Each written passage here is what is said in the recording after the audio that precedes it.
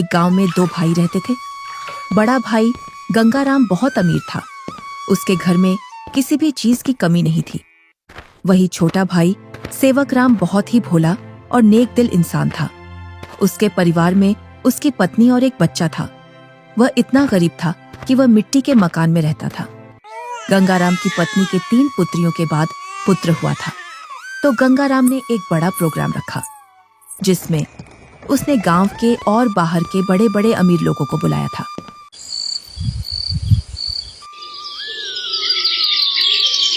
सुबह से ही गंगाराम के घर के चारों ओर चहल पहल थी।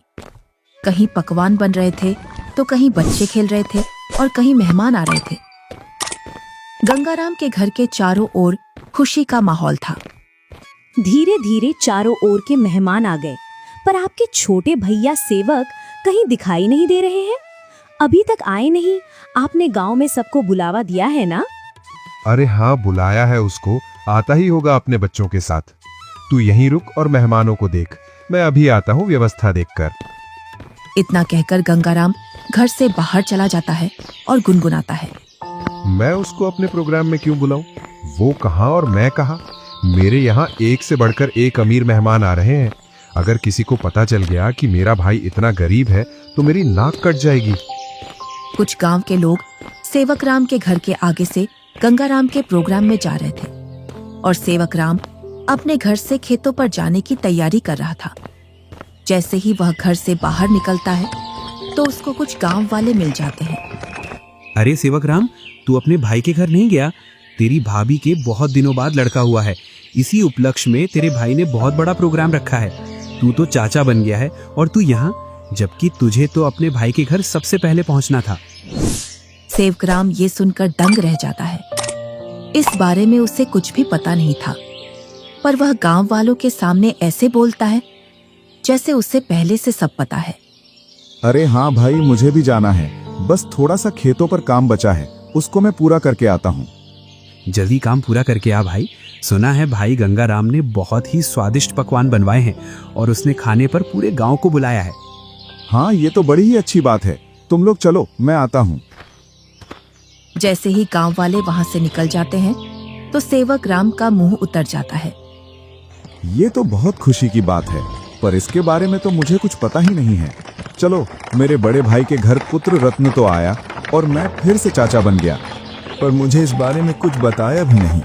शायद काम काज ज्यादा है, इसी वजह से मुझे बताना भूल गया होगा, वरना ऐसा हो नहीं सकता कि मेरा भाई मुझे न बुलाए। अरे भाग्यवान, तुमने सुना? तुम्हारी जेठानी के लड़का हुआ है। कुछ गांव वाले इधर से गुजर कर जा रहे थे। क्यों ना अपन भी चलें बड़े भाई के यहाँ? सुना है बहुत ही अच्छे अच्छे पकवान बने हैं वहाँ पर। अरे, ये तो बड़ी खुशी की बात है। आप फिर से चाचा बन गए और मैं चाची, परंतु उन्होंने हमें बुलाया नहीं। बिना बुलाए हम कैसे जा सकते हैं उनके प्रोग्राम में? बिना बुलाए वहाँ जाना सही नहीं होगा। अगर गांव में इस बात का पता चल गया कि हम बिन बुलाए उनके प्रोग्राम में आए हैं तो लोग क्या कहेंगे? बड़े भैया इतना बड़ा प्रोग्राम कर रहे हैं और इतने बड़े प्रोग्राम में पूरे काम की जिम्मेदारी भी उन्हीं पर है। तुम्हें पता है ना उनके पास कितना कामकाज होगा। इसी कामकाज की वजह से हमसे बोलना भूल गए होंगे और प्रोग्राम वाला आदमी तो कुछ ना कुछ तो भूल ही जाता है। आप लोग चलो ना, मैं अपने ताऊ का घर और अपने छोटे भाई को देख आऊंगा। कैसे चलें बेटा? मन तो मेरा भी बहुत कर रहा है जाने को, पर उन्होंने हमें प्रोग्राम का निमंत्रण भी नहीं दिया और ना ही हमसे बोला। उन्होंने फिर किस मुंह से उनके प्रोग्राम में जाएं? क्या हम अपने छोटे भाई से मिलने नहीं जाएंगे पापा? क्यों नहीं, हम जरूर चलेंगे आपके छोटे भाई से मिलने के लिए। क्यों आप छोटे बच्चे को झूठी तसल्ली दे रहे हो? तुम्हें पता है ना, तुम्हारे बड़े भाई हमें उनके बराबर नहीं समझते हैं, तभी तो उन्होंने हमें प्रोग्राम में नहीं बुलाया है। तुम तो सदा गड़े मुर्दे उखाड़ती हो।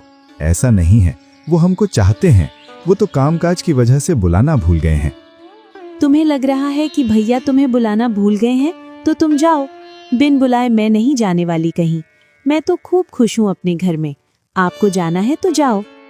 ठीक है, मैं और मुन्ना चले जाते हैं। तुम्हें नहीं जाना तो मत चलो। आप जा रहे हो तो जाओ, पर उधर से जल्दी लौट कर आना। सेवकराम और उसका बच्चा प्रोग्राम में जाने के लिए तैयार हो जाते हैं। अब तुम प्रोग्राम में जा रहे हो तो बच्चे को देने के लिए कुछ तो ले जाना पड़ेगा। हाँ, बहुत देर से मैं भी यही सोच रहा था, बच्चे के लिए क्या ले जाऊं, और बाजार से ले जाने के लिए मेरे पास पैसे भी नहीं हैं। आप तो ये लकड़ी का झूला ले जाओ जो तुमने मुन्ना के लिए बनाया था। अब मुन्ना के कुछ काम का नहीं है। हाँ, यही ले जाता हूँ, इसमें बच्चा खूब आराम से सोएगा। सेवक राम उस झूले को उठाकर चल देता है और उसके साथ में उसका लड़का भी चल देता है।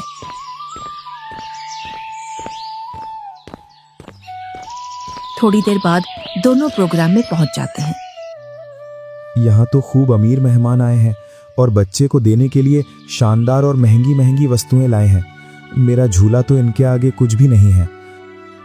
सेवक राम मेहमानों पर महंगी महंगी वस्तुएं देखकर अपने झूले की ओर देखता है और मन ही मन में सोचता है, मैं क्यों इस झूले को यहाँ लाया? यहाँ तो एक से बढ़कर एक वस्तुएं हैं बच्चे के लिए। मैं भी क्या सोच रहा हूँ, भला हाथ की बनी चीज और बाजार की चीजों में अंतर होता है। बड़े भैया जरूर मेरे झूले को पसंद करेंगे, क्योंकि मेरा झूला सबसे मजबूत है, क्योंकि इसे मैंने अपने हाथों से बनाया है। और सेवक राम निसंकोच होकर मेहमानों के बीच में घूमने लगता है। वह देखता है कि उसके बड़े भैया और भाभी मेहमानों का स्वागत कर रहे थे। तभी गंगाराम की पत्नी की निगाह सेवक राम पर जाती है। तब वह गंगाराम से बोलती है, अरे भैया और मुन्ना तो आ गए, पर देवरानी नहीं दिख रही है। कहाँ आ गए? मुझे तो कहीं दिखाई नहीं दे रहे। वो रहे मेहमानों के बीच में। इधर सेवक राम के पास कुछ मेहमान आ जाते हैं। उसकी वेशभूषा देखकर मेहमान सेवक राम से पूछते हैं, अरे तुम कौन हो और ये कैसी वेशभूषा पहनकर आए हो और ये लकड़ी का झूला लेकर आए हो इस जमाने में? चलो तुम अपना परिचय दो, तुम कौन हो और यहाँ क्या कर रहे हो? इतना सुनकर सेवक राम संकोच में पड़ जाता है और मन ही मन सोचता है, अगर मैं इन्हें ये बताऊं कि मैं गंगाराम का छोटा भाई हूं तो ये लोग क्या सोचेंगे? एक भाई इतना अमीर और एक भाई इतना गरीब कि वो प्रोग्राम में एक जोड़ी कपड़ा भी सही से पहनकर नहीं आ सकता है। इससे अच्छा तो मैं झूठ बोल दूं। मैं गंगाराम जी का मजदूर। अरे तुम इतना क्यों घबरा रहे हो? डरो मत, बेझिझक होकर बोलो। गंगाराम जी का मैं मजदूर मैं छोटा भाई हूँ। वह बहुत कोशिश करता है झूठ बोलने की, लेकिन उसके मुंह से सच निकल जाता है। क्या बोल रहे हो? तुम्हें पता है ना तुम गंगाराम जी को अपना भाई बता रहे हो? तुम्हें पता है ना वो कहाँ और तुम कहाँ? अपने आप को देखो और उनका प्रोग्राम देखो। इतने में ही गंगाराम वहां आ जाता है और बोलता है, क्या बोल रहा है ये? ये तुम्हें अपना भाई बता रहा है कि तुम इसके भाई हो। मेरा भाई होता तो वो इस हालात में रहता। ये तो मेरा हारी है, हारी। इसको मैंने एक दिन प्यार से भाई क्या बोल दिया, मुझे अपना भाई बताने लगा। इतना सुनकर सेवक राम अपना सिर झुका लेता है। आप प्रोग्राम का आनंद लीजिए। चलो मैं और मेहमानों से मिलता हूँ। जी आप मिलिए, हम भी और परिचितों से मिल लेते हैं। चलो तुम यहाँ से बाहर चलो, मुझे तुमसे कुछ बात करनी है। दोनों भाई एकांत में चले जाते हैं। जब तुम्हें पता है मेरे यहाँ एक से बढ़कर एक मेहमान आए हैं, फिर भी तू प्रोग्राम में घुस आया मेरी नाक कटवाने के लिए। और ये क्या लेकर आया है मेरे लड़के के लिए? लकड़ी का झूला। इस झूले में सोएगा मेरा लड़का। मेरा लड़का तो मखमल के झूले में सोएगा। किसमें? मखमल के झूले में। जा यहाँ से, मुझे दिख मत जाना अब इस प्रोग्राम में। अगर कुछ खाना बचेगा तो मैं सुबह भिजवा दूंगा तेरे घर पर। और हाँ, साथ में अपने लड़के को भी ले जाना यहाँ से। मुन्ना की माँ ठीक बोल रही थी कि बिन बुलाए वहां मत जाओ। मेरी ही गलती है जो मैं बिन बुलाए यहाँ आ गया। सेवक राम अपने बच्चे को लेकर अपने घर की ओर चल देता है, बड़े ही उदास मन से। इतने में ही बच्चा बोलता है, पापा, हम छोटे भैया से भी तो नहीं मिले और आप इतनी जल्दी घर चल रहे हो। सेवक राम थोड़ी हिम्मत करके अपने लड़के से बोलता है, बेटा हम शाम को आएंगे। खेतों पर कुछ काम बाकी रह गया था, वो मुझे याद आ गया है। उसे करके मैं आ जाऊंगा। उसके बाद चलेंगे हम तेरे छोटे भाई से मिलने के लिए। दोनों घर पहुंच जाते हैं। मुन्ना घर से बाहर बच्चों के साथ खेलने के लिए चला जाता है। इधर सेवक राम अपनी पत्नी को पूरी घटना सुना देता है और उसकी आंखों से आंसू छलक जाते हैं। पता नहीं ईश्वर की कैसी लीला है, आज भाई ने भाई को पहचानने से मना कर दिया। आप रोइए मत, ईश्वर एक दिन सब ठीक कर देगा। ईश्वर को भाइयों के बीच में इतना फासला भी नहीं रखना चाहिए कि वे एक दूसरे से ही दूर हो जाए। आप इतना दुख मत मनाइए, सब ठीक हो जाएगा। आप बस ईश्वर पर विश्वास रखिए। तीनों सो जाते हैं।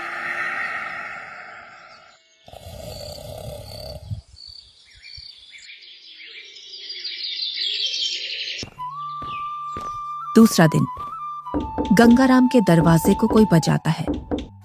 पता नहीं अब कौन आ गया। कल का इतना थका हारा हूं, फिर भी लोगों को समझ में नहीं आता है और आकर दरवाजा खटखटाने लग जाते हैं। गंगाराम जैसे ही दरवाजा खोलता है तो वह देखता है कि सामने एक साधु खड़ा है। क्या है महाराज, क्यों दरवाजे को बजा रहे हो? कुछ नहीं बेटा, बड़े जोरों की भूख लगी है। बस थोड़ा सा खाना मिल जाता तो मेरी भूख मिट जाती। क्या खाना? यहाँ खाना मुफ्त में नहीं मिलता है और ऐसी दोपहर में तुम्हें कहां से खाना ला कर दूं? बेटा, घर में कुछ तो होगा, उसमें से ही कुछ खाने को दे दो जिससे मेरी भूख शांत हो जाए। इतना बड़ा गांव है, तुम्हें मेरा ही घर मिला खाना मांगने के लिए? यहाँ कुछ नहीं है, चले जाओ यहाँ से। इतना कहकर गुस्से में गंगाराम दरवाजा बंद कर लेता है। ईश्वर तुम्हें सदा खुश रखे बेटा। इतना बोलकर साधु वहां से चला जाता है। इधर गंगाराम की पत्नी गंगाराम से पूछती है, कौन आया था दरवाजे पर जो तुम इतने जोर से उस पर चिल्ला रहे थे? कोई नहीं, एक ढोंगी बाबा आया था दरवाजे पर, बोल रहा था खाना खिला दो, तो मैंने उससे मना कर दिया, यहाँ नहीं है खाना। तुम भी पता नहीं अब किस नशे में रहने लगे हो। कल का इतना सारा खाना बचा था, वो वैसे ही फेंकेगा। उसमें से कुछ खाना खिला देते। मैंने ये खाना गरीबों और ढोंगियों के लिए नहीं बनवाया है। ये खाना सिर्फ हम जैसे बड़े लोग ही खा सकते हैं। गंगाराम की पत्नी गुनगुनाते हुए वहां से अपने कमरे में चली जाती है। इनको तो पता नहीं अब किस बात का नशा आने लगा है। सीधे मुंह अब किसी से बात ही नहीं करते हैं। इधर साधु सेवक राम के घर के सामने पहुंच जाता है और बाहर से आवाज लगाता है, अरे घर में कोई है? अरे घर में कोई है? आवाज सुनकर सेवक राम घर में से बाहर निकल आता है। साधु को देखकर बोलता है, जी साधु महाराज, बताइए मैं आपकी क्या सेवा करूं? कुछ नहीं बेटा, बहुत तेज भूख लगी है। कुछ खाने को मिल जाए तो आत्मा तृप्त हो जाएगी मेरी। क्यों नहीं साधु महाराज, आइए आइए, जो कुछ हमारे घर में खाने के लिए मिलेगा हम आपको खिलवा देंगे। दोनों घर के अंदर चले जाते हैं। सेवक राम और साधु जमीन पर बैठ जाते हैं और सेवक राम अपनी पत्नी से बोलता है, अरे भाग्यवान, घर में कुछ हो तो खाने का साधु महाराज को ले आओ। सुबह की कुछ दाल रोटी रखी है और अभी खाना बनाने के लिए घर में कुछ भी नहीं है। अरे बेटी, तुम तो शर्माओ मत, जो घर में खाने का हो वही ले आओ, मैं तो खा लूंगा। सेवक राम की पत्नी जो घर में खाना था उसी खाने को गर्म कर लाती है। लीजिए साधु महाराज, गरीब के घर का खाना। हमारे पास तो खाने में यही है। अरे बेटी, तुम अपना मन इतना उदास मत करो। मैं तो ईश्वर की कृपा से जो मिलता है वही खा लेता हूँ। और तुम दोनों इतना उदास क्यों हो? कोई समस्या है आपके यहाँ? साधु महाराज, खेतों में इतना काम कर रहा हूँ, उतनी ही गरीबी आ रही है। गरीबी कम होने का नाम ही नहीं ले रही है। अब तो स्थिति ऐसी हो गई है, 2 वक्त का खाना भी बड़ी मुश्किल से मिलता है। पता नहीं ईश्वर हमारी कौन सी परीक्षा ले रहा है। ये कोई बीमारी तो है नहीं जिसका मैं आपको सही उपचार बता दूं बेटा। बस ईश्वर पर विश्वास रखो, सब सही हो जाएगा। फिर भी मुझे लगता है तुम मुझे तुम्हारी समस्या सही से बता नहीं रहे हो। इतना सुनकर सेवक राम और सेवक राम की पत्नी साधु महाराज को पूरी बात बता देते हैं कि किस प्रकार गंगाराम ने उनके साथ भेदभाव किया।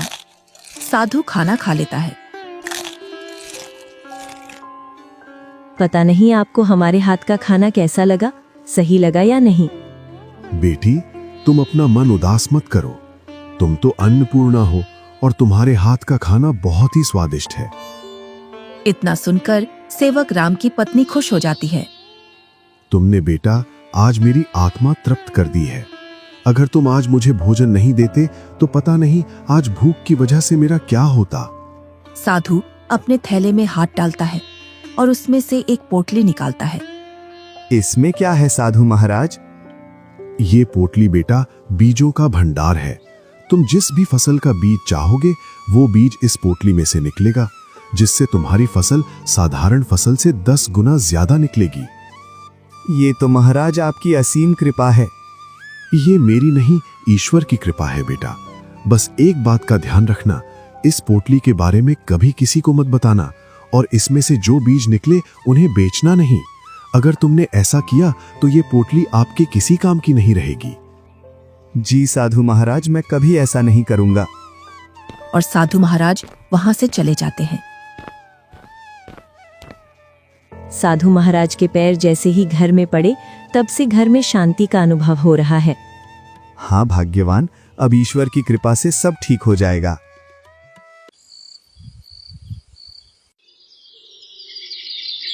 जैसे ही सेवक राम ने अपने खेतों में उन बीजों की बुआई की तो चारों ओर सेवक राम की फसल के ही चर्चे थे।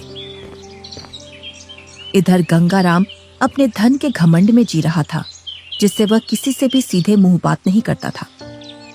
इधर सेवक राम की संपत्ति बढ़ रही थी और गंगाराम की घट रही थी, और इसी के साथ गंगाराम के घर में अशांति भी बढ़ रही थी।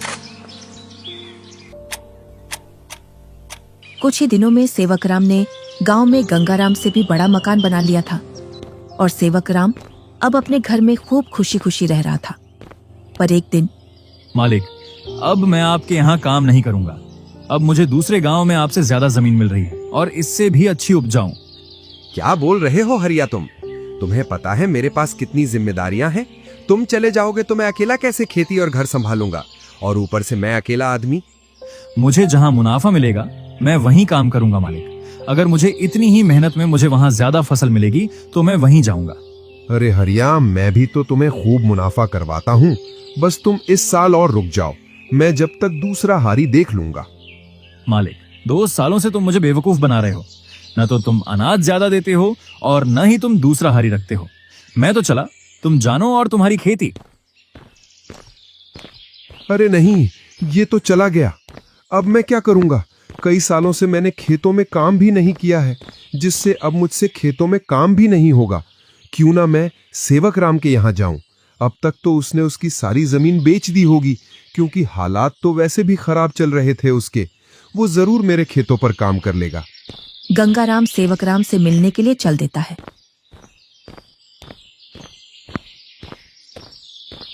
जैसे ही वह उसके घर के सामने पहुंचता है तो वह सेवक राम के घर को ढूंढने के लिए उस मोहल्ले में चारों ओर घूम जाता है। इधर ही थी उसकी झोपड़ी, पता नहीं किधर गई। बहुत देर से ढूंढ रहा हूं, मिल नहीं रही है। तभी वहां से एक गांव का व्यक्ति गुजर कर जा रहा था तो गंगाराम उस व्यक्ति से पूछता है, अरे भैया, सेवक राम की झोपड़ी थी यहाँ, वो कहाँ है? कितने दिनों बाद आ रहे हो भैया इधर? शादी के बाद अब आया हूँ इधर। इसीलिए तो तुम्हें वो झोपड़ी नहीं मिल रही है। अरे भैया, तुम जो सामने मकान देख रहे हो बहुमंजिला, यही घर है सेवक राम का। ये कैसे हो सकता है? 2 साल पहले तो ये गरीब हुआ करता था। हाँ भैया, 2 साल पहले गांव में सबसे गरीब व्यक्ति यही था। पता नहीं भैया, इसने खेतों में कौन सा खाद डाला है जिससे इसकी पैदावार सबसे ज्यादा निकलती है। घर बताने के लिए बहुत बहुत धन्यवाद। और गंगाराम उस घर के अंदर चला जाता है। जैसे ही सेवक राम अपने बड़े भैया को घर के अंदर देखता है तो वह बहुत खुश होता है। अरे मुन्ना की माँ, वो देखो हमारे घर में कौन आया है। बड़े भैया, आओ भैया बैठो। अरे, तुमने इतना शानदार घर कैसे बनाया? तुमने तो पूरा ही नक्शा बदल दिया। बहुत ही शानदार घर बनाया है। कहीं तुमने चोरी चपाटी करके तो ये घर नहीं बनाया? नहीं भैया, मैंने कोई चोरी नहीं की है। ये तो मैंने अपनी मेहनत से बनाया है। ऐसी मेहनत तो तू पहले भी करता था, पर पहले तो तूने ऐसा मकान बनाया ही नहीं। भैया, आपसे क्या छुपाना, जब आपका प्रोग्राम था उसके एक दिन बाद हमारे घर पर एक साधु आया था। उसको हमने पेट भर खाना खिलाया था। आज उनके आशीर्वाद की वजह से ये सब है हमारे पास। इतना सुनकर गंगाराम का सिर घूम जाता है और उसकी आंखों तले सब सीन आ जाता है कि किस प्रकार उसने उस साधु को भगाया था। वो साधु तो सबसे पहले मेरे घर आया था, इसका मतलब ये सारा धन मेरा हुआ। क्या बोल रहे हो भैया? ये तो मैंने अपनी मेहनत से खड़ा किया है, ना कि जादू से। ये सब तुझे साधु के आने बाद ही मिला है ना? तो इस गांव में सबसे पहले साधु मेरे घर आया था। अगर मैं उसे खाना खिला देता तो ये सारी संपत्ति मेरी होती। इसका मतलब तूने मेरे अधिकार की संपत्ति छीनी है। ये तुम मुझ पर गलत इल्जाम लगा रहे हो भैया। मैं उस साधु को ढूंढ कर लाता हूँ और साधु से तेरे सामने बुलवाता हूँ कि इस संपत्ति पर किसका हक है। और गुस्से में गंगाराम वहां से निकल जाता है। कई दिनों तक वह उस साधु को खोजता है। बड़ी मुश्किल से एक जंगल में तपस्या करते हुए वह साधु मिल जाता है। साधु महाराज प्रणाम। कौन हो बेटा जो तुम मेरी तपस्या में व्यवधान डाल रहे हो? मैं गंगाराम हूँ। आज से 2 वर्ष पूर्व तुम मेरे घर आए थे खाना खाने के लिए, जब तुम्हें जोरों की भूख लग रही थी। तुम तो वही हो ना जिसने खाना देने से मना कर दिया था। हाँ, पर उस संपत्ति पर पहला हक मेरा बनता है जो तुम मेरे भाई को देकर आए हो, क्योंकि तुम खाना मांगने सबसे पहले मेरे घर आए थे। कौन सी संपत्ति? मैंने तो उसे सिर्फ आशीर्वाद दिया था, क्योंकि उसने बड़े ही सम्मान के साथ खाना खिलाया था, और वो धन तो उसकी मेहनत और ईमानदारी का फल है।